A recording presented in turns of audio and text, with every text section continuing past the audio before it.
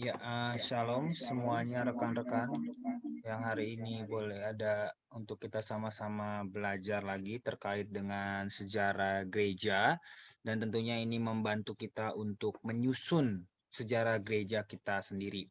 Nah, jadi hari ini kita akan sama-sama melihat bagaimana panduan sederhana menyusun sejarah kekristenan, ya. Khususnya memang sejarah gereja dan lembaga Kristen di Indonesia. Nah, saya menyadur khususnya dari buku Jansia Haritonang. Dia ini adalah dosen pembimbing saya di studi doktoral saya. Dan tahun 2021 dia menerbitkan buku praktis sederhana, ini enggak banyak, hanya kurang lebih 70 halaman, mengenai panduan menyusun sejarah kekristenan. Nah, mengapa kata kekristenan di sana? Nanti kita akan belajar lebih dalam. Nah, saya berharap rekan-rekan mahasiswa, Bapak Ibu bisa membeli ini sebagai pegangan untuk kita menyusun sejarah gereja kita dan khususnya dalam penyelesaian tugas akhir yang telah saya sampaikan di awal pertemuan. Nah, mari kita secara pelan-pelan mempelajari buku ini dan mulailah untuk menulis sejarah kekristenan di gereja kita sendiri. Oke, nah kalau kita melihat mengapa ada kata sejarah kekristenan bukan sejarah gereja. Nah, kita akan kupas lebih dalam di sana dan ini adalah menu di dalam buku ini.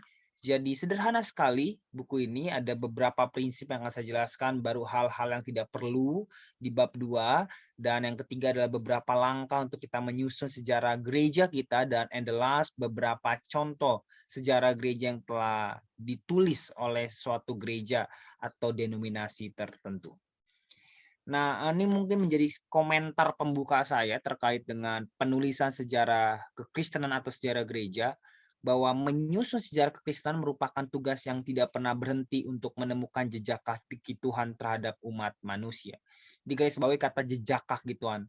Nanti dalam buku ini dijelaskan juga bahwa orang atau maaf, bukan orang, pribadi yang penting untuk dikupas bukan pendirinya, tetapi bagaimana Allah Tuhan sebagai pemilik gereja yang bereksistensi di dalam gereja. Nah, dengan semangat ini maka penyusunan sejarah kekristenan seharusnya sama dengan eksegesis ayat, ya. Sekarang kita lebih pentingkan eksegesis ayat, mengeluarkan apa kata Alkitab terkait dengan teks tertentu, terkait dengan makna tertentu. Tapi kurang untuk menulis dan mengungkapkan sejarah gereja. Nah, komentar saya bahwa ini bahkan lebih penting daripada eksegesis, bukan berarti eksegesis nggak penting. Itu penting sekali untuk kita mendapatkan apa sih makna teks sesungguhnya. Tapi ada gereja yang juga ikut menafsir teks itu. Dalam teologi Pentakosta dikenal dengan 3 cara atau hermeneutik dalam Pentakosta. Yang pertama adalah Spirit, yaitu Roh Kudus. Yang kedua adalah Firman, Word, yaitu Alkitab. And the last, yang terakhir adalah community, komunitas di mana orang-orang Kristen berkumpul, yaitu gereja. Makanya ini penting guna kita mengerti apa maksud dari rencana Tuhan bagi manusia. Itu sebabnya di buku ini kita akan lihat juga tidak bisa kita dilepaskan dari prinsip, ya, teori dalam menyusun sejarah kekristenan. Nah, mengapa sejarah kekristenan, ya? Karena memang cakupannya lebih luas, bukan hanya sekedar gereja, melainkan semua yang berkaitan dengan kekristenan, perjumpaan agama dengan yang namanya agama-agama lain, perjumpaan dengan agama Islam. Ya, saya pernah menunjukkan, ya saya lupa saya taruh di mana buku. Oh, saya pernah menunjukkan buku ini. Ya, ini buku daripada Jansia Haritonang juga. Adalah buku kekristenan, sejarah perjumpaan Kristen dan Islam di Indonesia. So, jadi dengan kata kekristenan maka lebih luas. Kalau gereja itu hanya catoknya di gereja aja. Tapi kalau kekristenan sangat luas di dalam memahami dan mengupas sejarah. Begitu banyak sekali bidang-bidang yang bisa kita telisik ketika kita memakai kata kekristenan daripada kata gereja. Nah, ini beberapa prinsip awal yang perlu kita pahami untuk kita menulis sejarah gereja sebagai tugas akhir, tapi jangan hanya berhenti di tugas akhir, kira ini juga menjadi suatu hadiah yang hendak kita buat dan kita berikan kepada gembala sidang kita atau gembala gereja kita, dan ini juga menjadi satu tugas di mana kita boleh menyusun sejarah agar sejarah itu tidak dilupakan. Ya, kita teringat dengan kata-kata Bung Karno yang mengatakan jas merah, jangan pernah lupakan sejarah. Nah, ini kita kan anak-anak muda kan kadang ayah-ayah wae ngaco-ngaco aja gitu ya. Gampang banget lupain sejarah gitu. Katanya sejarah udah nggak relevan, masa lalu nggak relevan. Ini kan hal yang salah. Nanti kita akan sampai di sana. Betapa pentingnya sejarah. Tapi yang pertama, bahwa dalam penulisan sejarah penting itu kita melihat peristiwa penting dan bermakna. Jadi nggak semuanya kita tulis. Ya, tentunya berbeda dengan kita menyusun sejarah umum seperti sejarah satu desa, satu kota, itu berbeda. Tentunya kalau dalam menyusun sejarah kekristenan, maka peristiwa penting dan bermakna adalah urusan atau kaitannya dengan kekristenan. Dan ini adalah sesuatu yang bermakna dalam kehidupan manusia sehingga menjadi semangat di masa kini dan juga di masa depan. Dalam tesis yang saya tulis, saya menulis tentang analisis retrospektif dan prospektif. Retro itu bicara yang di belakang sejarah histori, tapi pros ke depan. Jadi apa yang saya lihat di belakang menjadi satu trajektori, menjadi satu pijakan apa yang harus dilakukan ke depan. Ini sangat penting sekali untuk kita hayati dan mengerti. Yang kedua, bahwa pelaku utamanya adalah Tuhan. Ini harus dicatat baik-baik, pelaku utamanya adalah Tuhan. Manusia hanyalah pelengkap pelaku atau pelengkap penyerta gitu. Jadi bukan si manusianya. Nah, kebanyakan kita terjebak di dalam mengungkapkan tokoh-tokoh tertentu. Nah, hati-hati di sana. Ingat, pelaku utamanya adalah Tuhan. Bagaimana sejarah tindakan Tuhan di dalam dan melalui gereja, tapi pelakunya adalah Tuhan. Jadi bukan nama manusia yang utama. Yes, kita harus mengumpaskan nama manusia, sikap gereja, pandangan gereja, tindakan dilakukan oleh si pendiri, atau keputusan mereka dalam tingkat sinodal, kongres, sidang jemaat. Tapi itu hanya pelengkap saja. Nah, prinsip ini kiranya melegakan kita bahwa kita tidak perlu dianggap sebagai hiperbola ketika kita mengatakan bahwa gereja yang kita bangun adalah berdasarkan kehendak Tuhan. Yang selanjutnya bahwa kita harus lihat pelaku utamanya adalah Tuhan, bahwa sejarah adalah jawaban dan pertanggungjawaban manusia. Tentunya yang menyadari dan mengakui panggilan dan penugasan atau pengutusan Tuhan. Bagaimana Tuhan adalah pemilik gereja, tetapi Tuhan memakai manusia untuk boleh bagaimana membuat atau menggariskan rencananya dalam hidup manusia. Tetapi tetap pelakunya adalah Tuhan.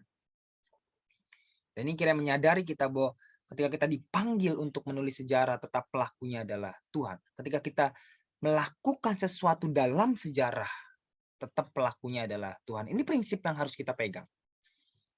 Kenapa bisa gereja pecah ya?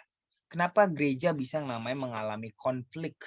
Karena mulai mengklaim bahwa saya pendiri di gereja ini. Walaupun ntar kita akan lihat konflik itu boleh dimasukkan, boleh dikupas lebih baik. Tetapi yang terpenting adalah bahwa memang ini adalah pertanggungjawaban manusia. Chris de Jong dalam bukunya Pembimbing ke dalam Sejarah Gereja terbitan BPK Gunung Mulia mengatakan sejarah gereja adalah sejarah pertanggungjawaban masa silam gereja yang terjadi dalam terang Injil Yesus Kristus. Berdasarkan pemahaman ini, ilmu sejarah gereja meneliti bagaimana hidup manusia dipengaruhi dan diubahkan oleh keselamatan yang diberikan Allah dalam Yesus Kristus kepadanya. Dan apakah perwujudan keselamatan itu dapat dalam kehidupan manusia yang digumuli gereja sebagai persekutuan yang mengakui Yesus Kristus sebagai sesuai dengan Alkitab. Jadi apa jejak kaki Tuhan kalau kita orang Pentakosta berbicara? Karya Tuhan itu di dalam hidup manusia harus dipertanggungjawabkan dengan menuliskannya. Kira ini melegakan kita dan mendorong kita untuk melihat ke belakang apa yang telah Tuhan lakukan di gereja kita. Tanpa hiperbola dan tanpa perlu takut, kita jangan minder. Ya, saya suka dengan kata Bambang Nursena mengatakan orang Kristen itu jangan minder. Kebanyakan orang Kristen minder. Kenapa? Karena nggak kuat menghadapi pertanyaan-pertanyaan kritis. Nggak kuat menghadapi pertanyaan-pertanyaan sejarah. Nah, kira-kira dengan kita menyusun sejarah gereja kita, kita mampu mendirikan pondasi-pondasi gereja kita sampai kelak generasi selanjutnya tidak melupakan founding father dan juga apa yang telah Tuhan lakukan di masa lampau. Makanya pertanyaan yang mendasar yang perlu kita renungkan, apakah gereja atau lembaga yang berdiri atau terbentuk terutama karena atau berdasarkan kehendak Tuhan atau lebih merupakan niat, kehendak, atau bahkan pemuasan keinginan seorang atau kelompok orang?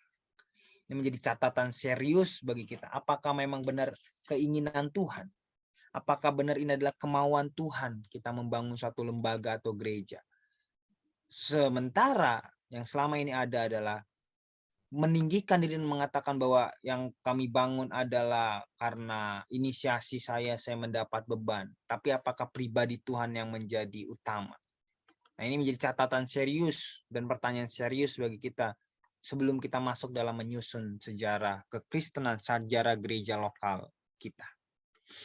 Yang ketiga adalah manfaat kehadiran gereja bagi dunia. Ini catatan penting juga.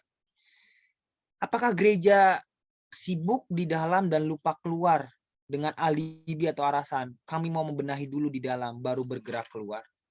Kita bisa meneliti dan melihat dalam sejarah gereja, apakah gereja yang kita ada, yang kita mau teliti gereja saudara, itu adalah gereja yang memiliki manfaat, menggarami, menerangi wilayah. Ini yang perlu kita lihat dari gereja, saudara, gereja lokal saudara. By the way, sebelum lebih lanjut, Bapak Ibu, tugas akhir kita ini dan rekan-rekan, tidak satu orang bisa berkelompok, apalagi kalau gerejanya sama, silakan berkelompok. Maksimum satu kelompok itu 3-4 orang, ya jangan sampai 10.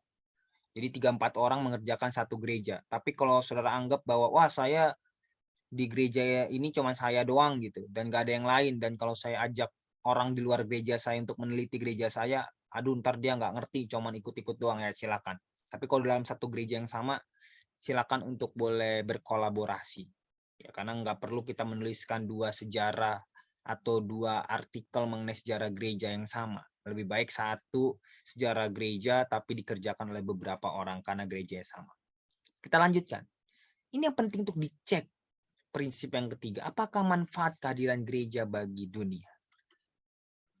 Pendeta Emeritus Profesor John C. Hararitonang PhD, ini dosen saya, mengatakan apa yang sudah diperoleh oleh lingkungan dengan kehadiran gereja. Di beberapa kesempatan dan khotbah dia selalu mengatakan itu.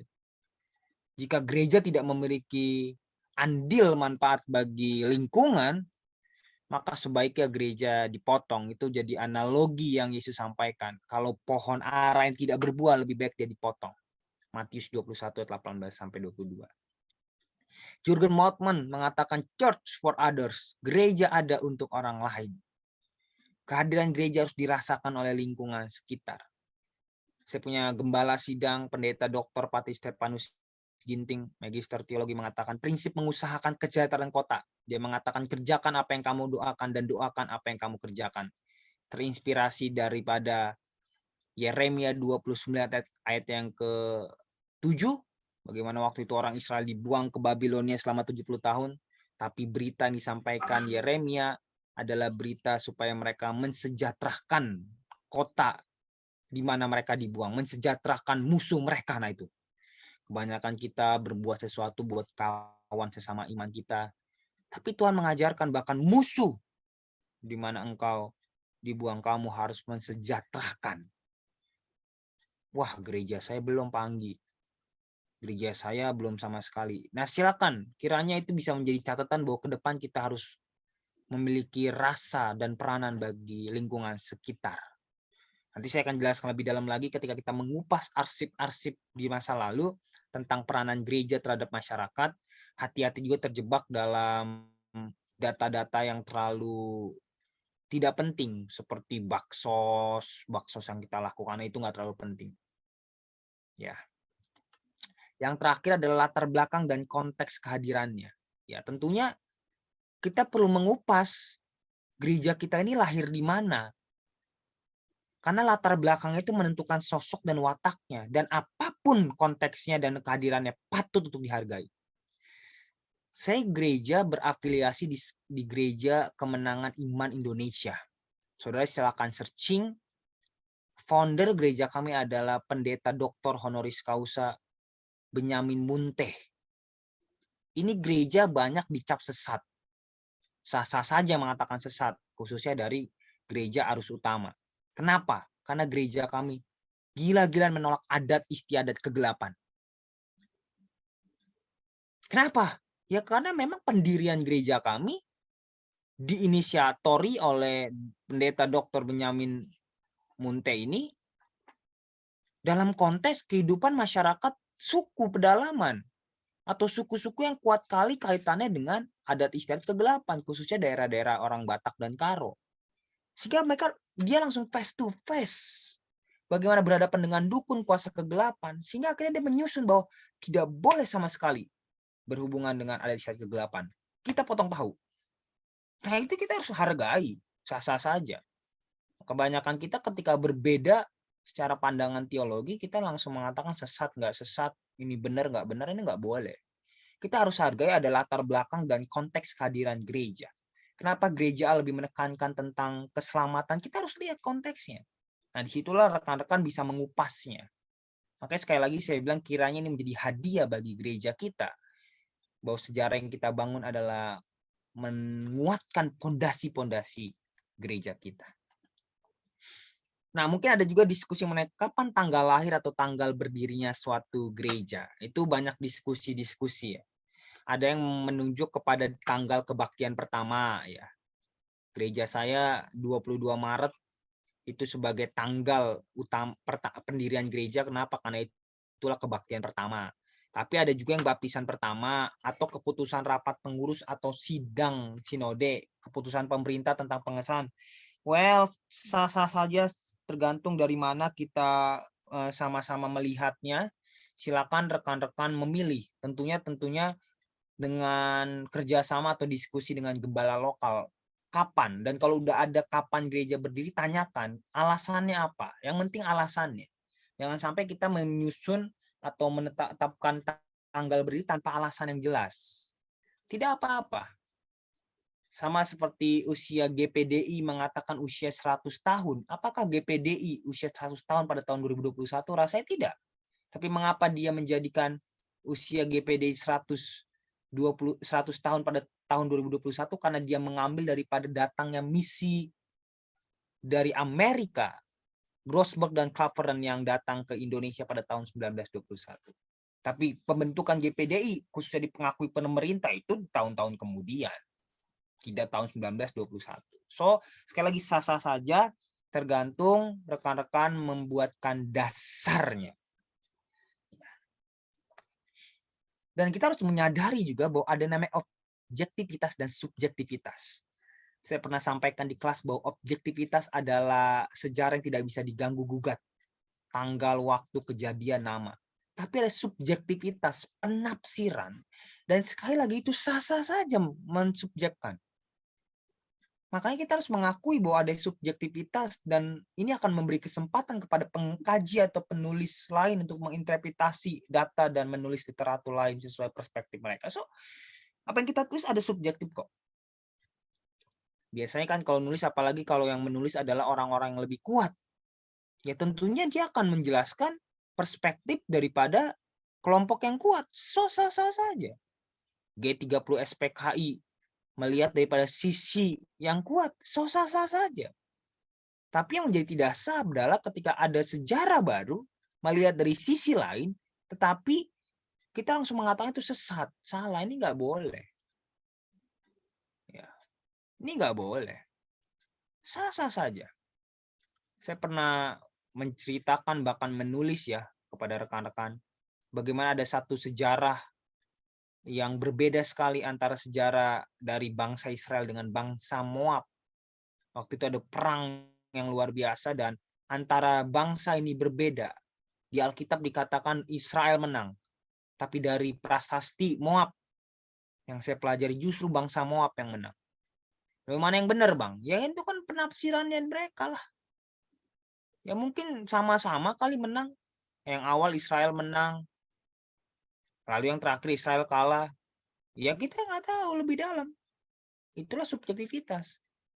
Maksud saya apa? Kalaupun nanti ada penulis berikutnya melihat dari sisi lain, ya sah-sah saja. Sama seperti ketika saya mengkaji mengenai Pentakostalisme, Pentakostal. Ketika datang pertama kali tahun 1921 ke Bali, langsung ke Bali. Mereka ditolak oleh orang-orang Bali. Kenapa? Karena dianggap penginjil Pentakosta dapat mengganggu dan merusak kebudayaan Bali, khususnya dengan corak Hindunya. Makanya akhirnya saya mengusulkan bagaimana kita harus berkontekstual dengan budaya. Tapi ada yang mengatakan tidak, itu bukan masalah budaya tapi masalah administrasi. Ya kita nggak tahu, ya silakan. Nah, makanya salah satu ahli sejarah ya Panden N mengatakan supaya kita lebih dalam menulis sejarah kita harus melihat kepada sumber primer, sumber aslinya. Itu yang pertama prinsip-prinsipnya. Yang kedua, hal-hal yang tidak begitu penting atau perlu untuk kita tulis dan kita kaji. Pertama, pengalaman dan kesaksian pribadi daripada founder ataupun pendeta ataupun gembala itu nggak perlu terlalu. Sebab sejarah kekristenan bukan menulis jasa sang pendiri, pemerkasa atau pengembang, bukan. Tapi saya pengen banget, saya sayang banget dengan gembala saya, Pak Anggi. Saya pengen kupas. Silakan, kalau ingin tulis, silakan tuliskan dalam satu biografi khusus atau disebut dengan peskrip, buku penghormatan bagi gembala saudara. Silakan. Tapi ketika kita menulis sejarah gereja kita, hindari terlalu banyak menulis pengalaman dan kesaksian pribadi dari pendiri. Itu hindari. Ya. Yang kedua, daftar pengurus atau pejabat ya. Daftar nama dan rinciannya ditempatkan pada lampiran, nggak perlu detail banget. Boleh sih awal-awal, tapi nggak perlu detail. Wah ini seksi ini dari tahun sekian tahun ke sekian, ini seksi ini. Ketua umumnya ini, sekumnya ini, bendahara 1, bendahara 2, pokoknya dari tahun ke tahun disusun rapi. Nggak perlu. Itu arsip pribadi aja. Tapi kalaupun saya pengen tampilkan dalam bentuk lampiran. Ya. Sekali lagi, jikapun ada tokoh yang berperan, berkiprah, berjuang, atau melakukan keunggulan, jelaskan seperlunya saja. Bahkan Yan Aritonang dalam buku ini mengkritisi juga buku-buku yang diterbitkan oleh gereja dalam artian menulis sejarah gereja yang muncul di covernya adalah gembala sidangnya, mukanya gede-gede. Dia mengkritisi. Seharusnya yang ditaruh di lampiran atau maaf jadi cover adalah jemaatnya, harusnya gitu. Bahkan bukan gedung gerejanya. Makanya yang ketiga, riwayat pengadaan sarana fisik nggak usah terlalu ditekankan.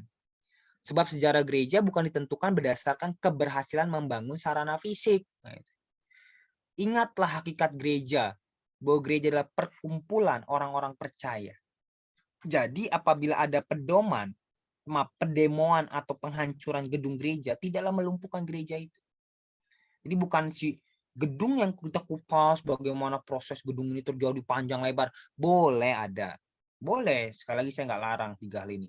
Tetapi seadanya saja. Kalaupun mau detail, buat hal khusus. Misalkan kalau kita saya ngotot sekali pengen banget gereja ini diketahui sejarah gerejanya. Ya silakan buatlah arsitektur sejarah gereja saudara. Tapi jangan di dalam sejarah gereja yang secara umum atau secara menyeluruh. Ya. Dapat ya rekan-rekan ya, saya berharap dipahami dengan baik ya. Dan mulai keker-keker dan mulai lihat ya. Apakah tulisan rekan-rekan tentang tugas akhir ini lebih menekankan ini atau tidak gitu. Ya, dicatat baik-baik rekan-rekan. Saya berharap di akhir semester kita benar-benar mengumpulkan dan saya sudah punya planning ke depan. Kalau memang ada 2, 3, bahkan 10 tulisan yang bagus, kita akan kompilasikan dan kita akan jadikan buku. Wow, menarik sekali ya. Buku dari kita untuk kita.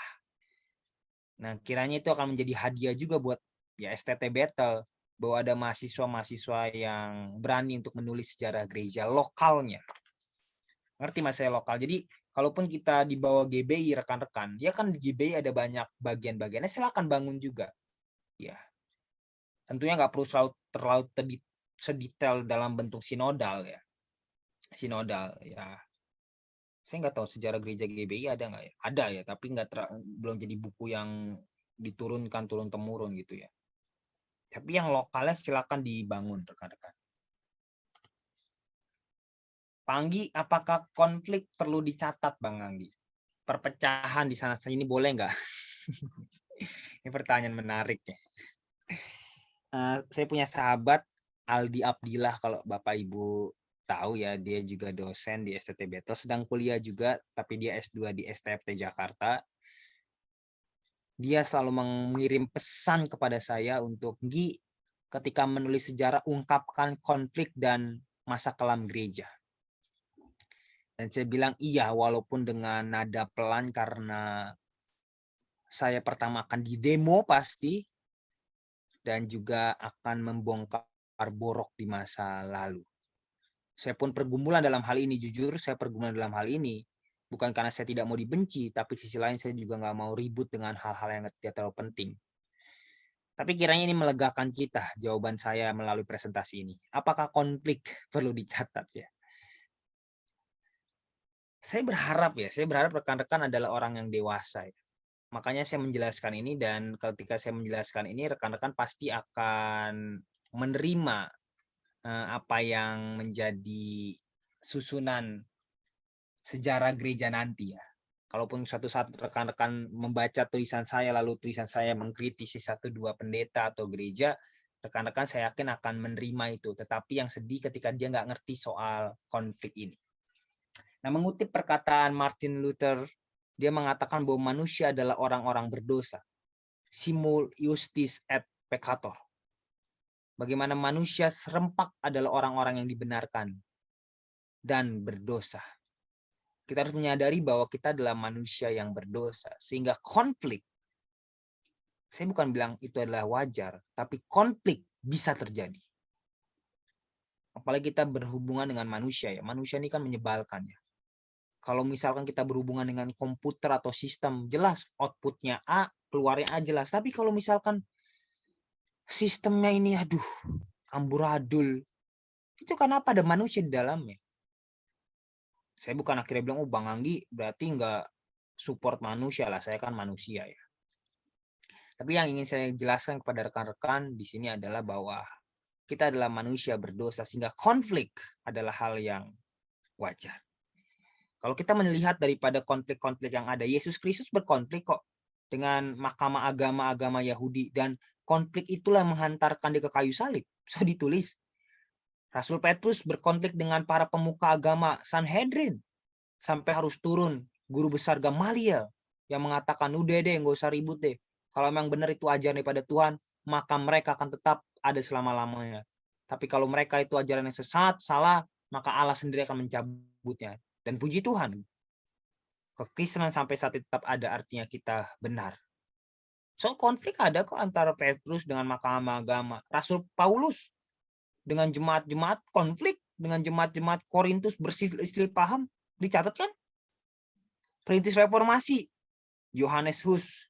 Ya silakan Bapak Ibu rekan-rekan lihat video saya di YouTube, saya udah menceritakan tentang perintis reformasi. John Wycliffe. Mereka adalah orang-orang berkonflik dengan Roma saat itu, khususnya reformasi. Martin Luther, Calvin, Ulrich Zwingli, dan pembaharu lainnya, bukan mereka berkonflik juga dengan Katolik dan dituliskan. Lalu terakhir gereja Protestan, gereja Pentakosta, begitu banyak konflik, makanya nggak heran sekarang ada 55.000 lebih aliran gereja di dunia. Konflik. Silakan tuliskan. Tentunya ilham Roh Kudus sejauh mana rekan-rekan mengupasnya.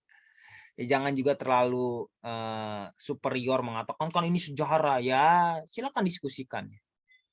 Tapi konflik adalah hal yang memang perlu juga untuk dikupas dalam sejarah gereja kita.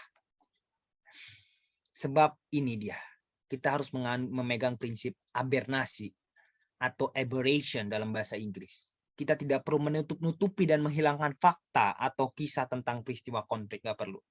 Nah ini lihat, yang terpenting adalah apakah gereja mampu, lihat, apakah gereja mampu untuk menyelesaikannya, atau gagal dalam menyelesaikannya. Ini yang menjadi catatan serius sebenarnya. Ya, jadi aberration nggak masalah sama sekali. Ya, kupas saja. Iya, Pak Anggi nanti saya dipecat dari gereja saya. Yaitu derita saudara ya, kalau saudara dipecat ya. Tapi biasa saja. Ya karena konflik ini yang akhirnya akan membuat kami generasi muda dan generasi selanjutnya hati-hati. Tapi kebanyakan kita takut untuk mengupas. Kita selalu mengatakan apa kata orang, malu-maluin gereja. Justru ya, ini justru membuat gereja terlepas dari topeng. Justru dengan kita mengupas apa yang terjadi dengan gereja kita, itu menjadi catatan serius. Dan bukankah ini menjadi satu ajaran yang kita ajarkan berulang-ulang terhadap jemaat bahwa kita tidak boleh berbohong, kita harus melepas topeng kita. So kenapa gereja memakai topengnya? Kenapa gereja takut untuk mengupaskan dirinya? Membuka dirinya? Wah, takut nanti jemaat hilang. Sekali lagi yang terpenting bukan mengupas baik buruknya saja, atau mengupas buruknya, tapi bagaimana mengupas penyelesaiannya. So, karena konflik hal yang lumrah sebagai manusia yang berdosa. Nah, kiranya ini melegakan kita ya rekan-rekannya. Untuk kita mengupas masa kelam gereja kita. Dan akhirnya kita meratapi dan menangis dan ingin untuk memperbaiki. Dalam artikel yang saya tulis mengenai adagium dari Cyprianus extra ecclesiam nulla salus, saya harap rekan-rekan membacanya yang pernah saya kirimkan kepada rekan-rekan. Saya kupas di sana masa kelam gereja. Ketika gereja mendapat adagium extra ecclesiam nulla salus, gereja menjadi superior sehingga siapapun yang berani-berani tidak mengikuti ajaran gereja mengalami aniaya dalam satu lembaga yang disebut sebagai lembaga inkuisisi. Extra ecclesiam nulla salus, di luar gereja tidak ada keselamatan, menjadi gaya yang sangat menjijikan oleh gereja saat itu. Sehingga orang-orang muslim, orang-orang agama lain yang tidak memeluk kekristenan, dibunuh kalau nggak diusir. Ini akhirnya membuat saya tidak perlu terlalu marah ketika ada agama yang mayoritas menganiaya Kristen yang minoritas di suatu wilayah tertentu. Karena kenyataannya sindrom majority itu pun ada dalam kekristenan. Jadi kekristenan pun juga menganut sindrom majority. Lah karena kita minority aja. Makanya kita mengatakan mari kita bersatu padu, saling menerima perbedaan. Ya karena kita minoritas, tapi kalau kita majoritas sindromnya juga kayak gitu kok. Karena ini akhirnya menjadi catatan buat kita. Kalaupun di daerah Kristen ada yang mayoritas, saudara orang Manado, mana lagi mayoritas? Timur ya, Papua ya. Kita tidak bersifat atau bersikap superior, tapi kita menerima keberagaman dan keberadaan yang ada. So jadi beberapa prinsip dan langkah-langkah ini kiranya mendorong kita untuk mulai berani untuk menulis sejarah gereja kita sendiri. Kiranya beberapa langkah-langkah ini menolong kita untuk kita berani tidak menutup-nutupi boroknya, tapi kita mengupaskannya dengan tujuan untuk kebaikan. Wah, andai kata berita ini didengar oleh banyak orang, 5 juta orang GBI, atau sekian ribu, ratusan ribu pendeta-pendeta atau gereja-gereja dari yang lain. Kiranya ketika ada sejarah yang mengupaskan kelamnya satu golongan tertentu, itu bukan akhirnya menjadi suatu isu atau bukan menjadi suatu aib yang dibuka, tetapi itu jadi suatu syukur bahwa ada orang-orang yang ingin supaya ke depannya gereja memiliki fondasi yang lebih kuat dan gereja memiliki semangat untuk membangun atau berdampak di dunia. Nah, rekan-rekan, ini jadi sesi pertama yang saya sampaikan tentang berapa prinsip dan juga berbagai macam hal yang tidak perlu untuk dicatat dan yang perlu untuk dicatat. Nah, sesi kedua saya akan menjelaskan ada 4 atau 5 langkah yang bisa kita lakukan untuk kita menyusun sejarah gereja Indonesia, khususnya sejarah gereja lokal saudara. Kiranya beberapa langkah ini rekan-rekan mulai lakukan, karena waktu 4 bulan bukan waktu yang panjang, itu waktu yang sangat singkat. So itu sebabnya kita bertarung dengan waktu. Kiranya dalam waktu yang singkat ini rekan-rekan mulai menyusun. Karena kalau rekan-rekannya menyusun selama 2 bulan, atau mending 2 bulan, 2 minggu, nggak bakalan kelar. Kenanya copy paste. Nah, mungkin ada yang bertanya kepada saya, Pak Anggi, ini kan sejarah Pak Anggi. Kalau kita copy paste berarti kena plagiasi ya. Ya nanti saya akan jelaskan lebih dalam. Yang pasti hindari memang sumber-sumber internet. tetapi cari sumber-sumber tertulis baik dalam manuskrip-manuskrip, arsip-arsip gereja. Dan untuk dalam mengejar itu nggak mudah. Nggak mudah. Tapi kira ini memantik kita, mendorong kita untuk berani untuk memulai sejarah gereja kita. Ya demikian untuk sesi 1 ini. Kita akan lanjutkan kepada sesi 2, beberapa langkah untuk membangun sejarah gereja. Demikian untuk sesi 1, Tuhan Yesus memberkati. God bless you.